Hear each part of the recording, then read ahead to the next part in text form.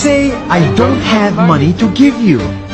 And if you don't, I take your car and a piece of your house. This is how debt works. And after 3 years of traveling the world, I noticed that this is exactly what China is doing. For example, take the small island nation of Sri Lanka. This developing country needs money and China has a lot of it. So Sri Lanka took billions of dollars in Chinese loans.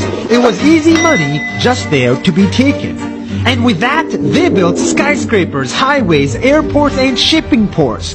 The country grew and prospered. But few years later, this easy money came with interest rates, and Sri Lanka was so much in debt that it couldn't pay back China its money. And the only way out was to give China control of what they had built.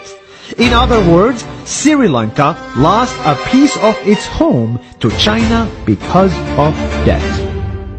This is the Chinese money trap. And it's a real thing I saw all over the world. In Papua New Guinea, I saw $2 billion in loans given by the Chinese to build skyscrapers, infrastructures, and ports. But there is no way this remote developing country can pay it back or its interest rate. And the only way out is to give China control of the country.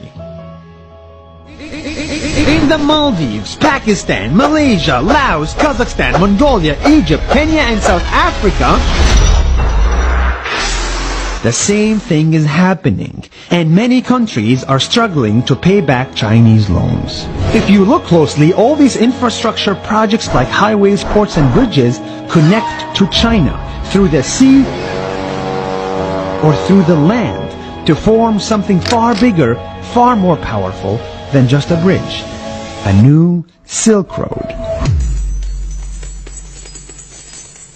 The world is already made by China, and I think slowly it will be owned by China.